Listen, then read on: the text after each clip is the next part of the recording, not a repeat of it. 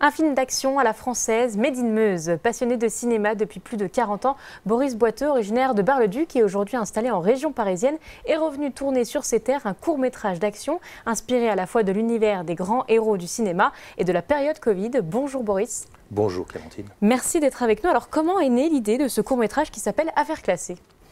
En fait, pendant la période Covid, c'est une période très difficile. Beaucoup de gens ont été stressés, angoissés, déprimés. Et donc j'ai imaginé cette histoire d'un patron d'une entreprise qui a fait faillite. Parce que parfois, pour certains, c'est très difficile de gérer des entreprises seules.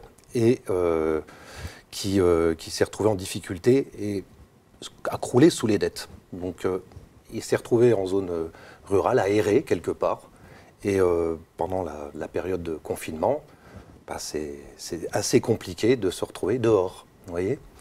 Donc c'était comme ça que vous êtes venu l'idée, vous vous êtes dit bon, je vais lancer un court-métrage sur cette période-là. Voilà, pour que ce soit justifié dans l'histoire, pour que le déroulement de l'histoire ait un sens.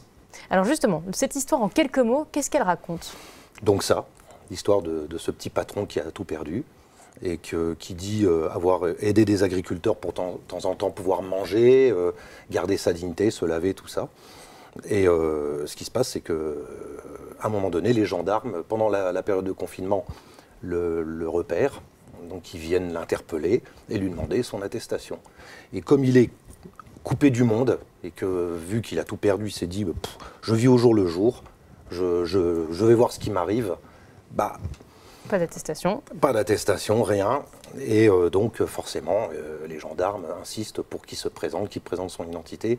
Et il ne veut rien dire. Je laisse le choix au spectateur de choisir s'il le fait exprès ou pas. Donc ça, c'est libre Voilà. à l'interprétation. Et donc de là démarre cette histoire que vous avez totalement écrite, vous-même. Combien de temps on met pour écrire un scénario comme ça? Je l'avais dans la tête depuis... c'est court hein, quand même. Oui. Mais puis ça ne vient pas d'un seul coup. C'est-à-dire qu'au début, on a l'ensemble, et puis il y a des petites améliorations qui viennent s'ajouter au fur et à mesure du temps, vous voyez.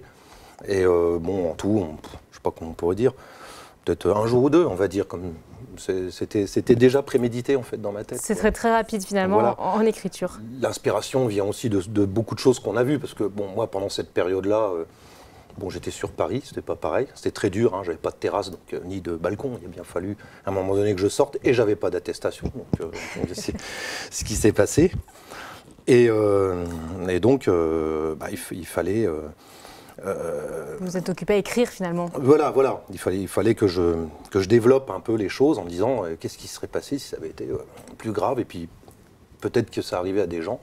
Mais peut-être pas non plus. C'est comme ça que cette histoire s'est tissée. Alors voilà. quand vous présentez votre court-métrage, vous parlez d'un Rambo à la française. Oui. Qu'est-ce que ça veut dire pour vous? Le Rambo américain, il sort de l'armée. Il avait apparemment tout perdu. Il n'avait pas de famille non plus. C'était un peu dans ce style-là. Sauf que c'est un Américain, donc il gagne.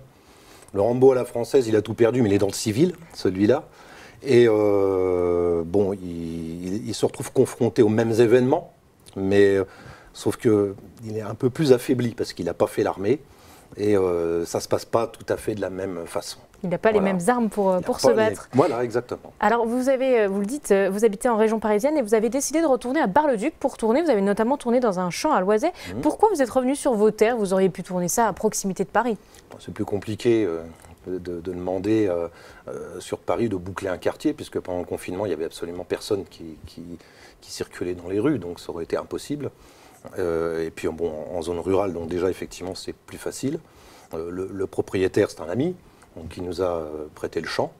Donc effectivement pour les conditions de tournage c'était plus facile.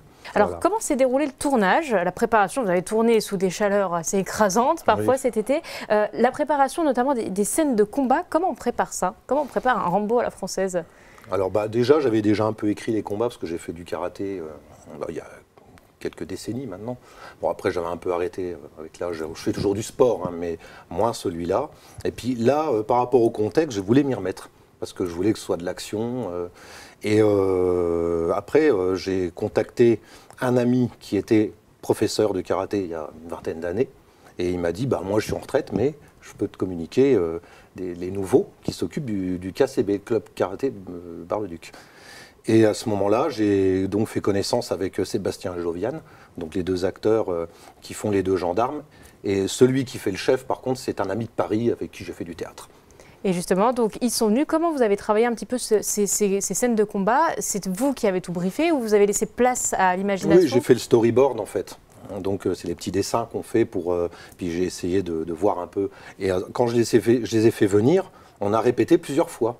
Et on a été obligé parfois de modifier parce qu'il y a certaines scènes écrites qui ne correspondaient pas, où ça n'allait pas, il y a la distance, vous savez, alors il y a des aléas, mais il vaut mieux que ce soit calculé à l'avance. Et même le jour du tournage, il y a des choses qu'il a fallu modifier parce que... Il faut s'adapter tout au long finalement. Pardon ? Il faut s'adapter tout au long. Oui, finalement. exactement. Alors quand on parle de vos influences, vous nous parlez donc de Rambo forcément, mais Belmondo aussi est cité, Jason Statham. Qu'est-ce que vous retenez de ces figures? En tout cas, qu'est-ce que vous avez voulu mettre dans votre court-métrage à partir de ces acteurs? Jean-Paul Belmondo, j'ai bien aimé le professionnel, par exemple. Vous voyez, il y a cet esprit un peu. On sait comment ça se termine aussi. Bon, j'ai un peu dévoilé, mais... Jason Statham, c'est un combattant que j'aime bien, quoi. Donc, j'ai voulu un petit peu reproduire le style de combat qu'il effectue dans ses films. Donc, vous les avez regardés, vous les avez imprégnés, puis après, vous vous êtes dit, bon, je remets ça en application. Voilà, avec des techniques que j'essaie aussi un petit peu mettre du moi-même dedans, tout en m'inspirant de ces comédiens, bien sûr. Merci d'avoir été avec nous. Je vous en prie.